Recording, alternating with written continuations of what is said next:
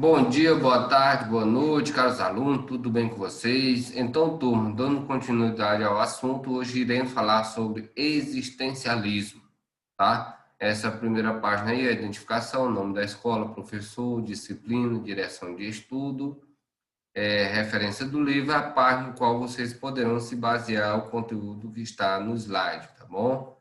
Página 308 a 311. Iremos falar sobre a aventura e o drama de existir. Então, muito se acreditava que a ciência daria uma resposta para todas as inquietações dos seres humanos, mas como até o presente momento, algumas coisas a ciência não conseguiu responder, principalmente sobre a existência humana, a angústia. Não é à toa que essa geração é uma geração que hoje procura muito a questão do existencialismo, questão psicológica, questão do ser em si, de si mesmo, tá? Porque a ciência é muito material e tem algumas coisas que é ligada à questão humana que a ciência não tem essas instrumentos, essas ferramentas para responder essas inquietações humanas.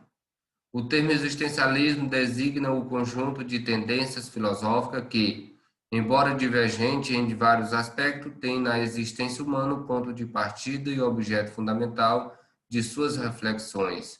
Por isso, podemos designá-las também como filosofias da existência no plural. As filosofias da existência propriamente ditas surgiram no século XX, mas sofreram grande influência do pensamento de alguns filósofos do período anterior, como Arthur Schopenhauer, Kierkegaard e Friedrich Nietzsche, abordado no capítulo anterior. Por isso, são considerados pré-existencialistas.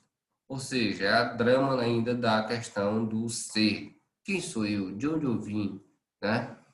Por que que a pessoa ela sofre depressão? Por que que a pessoa fica triste? Então, são questões que a ciência, materialmente, ela não conseguiu ainda responder essas inquietações do ser humano. Por isso que é o drama do existir. Problema de existir. Mas o que é existir? Se refletirmos sobre o tema, junto com os pensadores existencialistas, veremos que existir implica a relação do ser humano consigo mesmo, com outros seres humanos, com objetos culturais e com a natureza. São relações múltiplas, concretas e dinâmicas.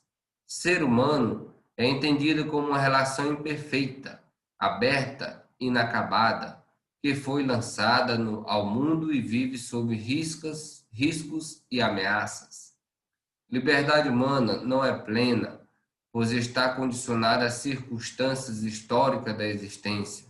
Nesse sentido, querer não se identifica como poder. Vida humana não é um caminho seguro em direção ao progresso, ao êxito e ao crescimento. Então, aqui nós podemos elencar três pontos. Por que que eu existo? O que é o ser humano? O que é a liberdade? E o que é a vida humana? Então, cada um tem essas especulações. De uma certa forma, estamos sempre restritos do que? Às leis, aos costumes, às tradições, à liberdade, à não liberdade. Ou seja, nós somos, de uma certa forma, guiados, direcionados por alguém, pelos costumes, pelas leis, pelas tradições. E quando você não segue, você é considerado o quê? Uma pessoa contrária aos princípios, contrária à sociedade, contrária aos costumes, pessoas revoltadas com a vida, pessoa mal criada, pessoa que destrói, podemos dizer até o tempo, pessoa um vagabundo que não quer nada. Então, quando você não segue essas questões, você pode ser chamado dessa forma, né? Então, para existir, segundo o autor, não é fácil. São muitas coisas e não implica a questão da existência humana, tá? Heidegger diz o que? Volta à questão do ser. Sentido do ser. Um dos objetivos básicos de sua obra fundamental, Ser, Tempo, é investigar o sentido do ser. Para isso, Heidegger começou pela análise fenomenológica do ser que nós mesmos somos, criando uma terminologia própria, por vezes obscura, determinou o modo de ser do ser humano, nossa existência, com a palavra Dasein, cujo sentido é ser aí, estar aí.